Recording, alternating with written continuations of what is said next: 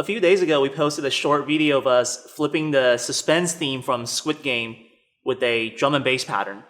Now, it might come as a surprise to you, but prior to that video, I've actually never done a drum and bass pattern in my life. And it can seem very technical, but with some proper breakdown and practice, it's actually pretty easy to master. So let's get into it. We have a download link to all the samples used in this tutorial in our bio, so make sure you check it out and download it so you can follow along with the tutorial. When tackling an overwhelming pattern, it's always good to take it one step at a time, and that's exactly what we're gonna do here. We'll start with getting a basic drum and bass groove going. Here we got a kick, a hat, and a snare. Usually with hip-hop genres, I have my kick and snare on one hand, my hats on the other, because the hats and the kick and snare are usually a lot more independent. In drum and bass, the sounds are a lot more interactive, so I use my main hand for all the main samples, and I use my off hand for just fills. And we'll get into details about that later. Personally, I like to drum with multiple fingers per hand, so I like to set it up in a natural position where I can use multiple fingers without moving my hand too much, like this. But if you prefer mainly using one finger, you can probably set it up to a more natural position for that, like say with the hi-hat on top. That's entirely up to you. Now that we have the drum sample position set, let's get the basic groove by forming an 8 sample pattern. Most of the time, drum and bass grooves follow a 3-3-2 pattern, which means if you do a kick-hat snare, followed by another kick-hat snare, and then the last 2 samples, you can just do whatever you want. So you can do a pattern like this, or whatever you want. And you can switch that around into like a 3-2-3 pattern, like that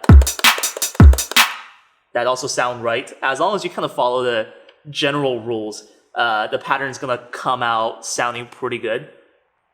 Sometimes you can even take out the hat and just do like a pure kick snare pattern, like, that also sound about right. Practice the basic pattern so you can get a pretty good feel about oscillating different basic grooves. Now let's add fills. It's good to use a lot of different sounding percussions to jazz up the pattern, so it sounds busier, right? Here we have a ghost snare, 2 more hi-hats, and a second snare. Let's do a basic fill in a 3-3-2 pattern. So we'll do the first part as usual, but the last 2 samples will double the speed up and then use the ghost snare. Something like this. It's basically the same as a 3-3-2 pattern, but instead of doing the last 2 samples at normal speed, you're just doubling it up and doing an oscillation between the hi-hat and the ghost snare.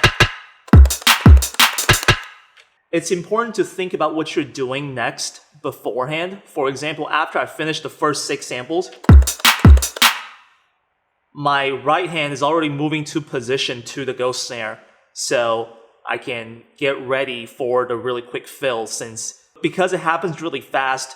Once you're supposed to do the fill, it's already kind of too late to move your hand in position, so just think about what you're going to do when you're doing the basic pattern part. It's going to be a little challenging to get this part right, so I recommend starting slow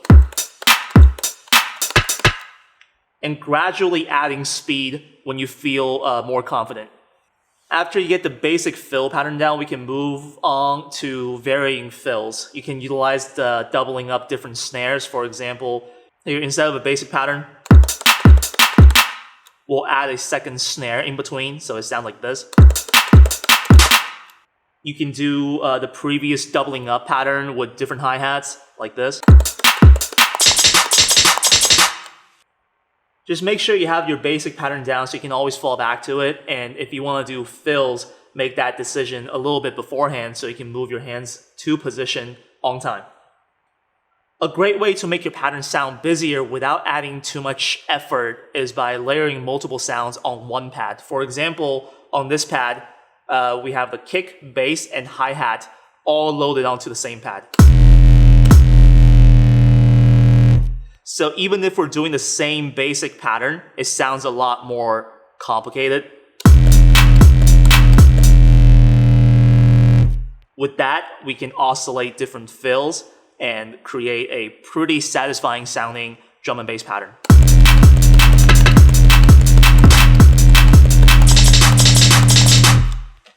So that's a basic breakdown of a drum and bass finger drumming pattern. I hope it helps. We would love to see what you cook up with these tips. Post a video of your progress and make sure you tag us so we can check it out. Peace.